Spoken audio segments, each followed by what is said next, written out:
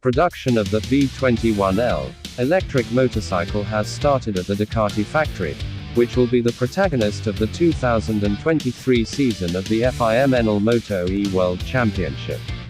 Each prototype is assembled by expert technicians in the Ducati Moto Racing department with the same procedures, precision and attention to detail as MotoGP builds.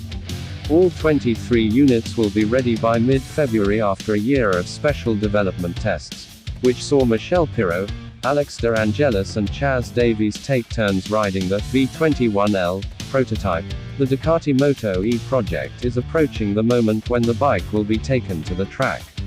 The first tests with the riders and teams that will compete in the 2023 World Championship are scheduled for March 6, 7 and 8 in Jerez, followed by 3 more test days on April 3, 4 and 5 at the Montmeló circuit in Barcelona.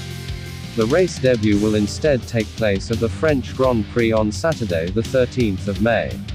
The 2023 Moto World Championship calendar is divided into 8 Grand Prix with 2 races per weekend, both on Saturdays.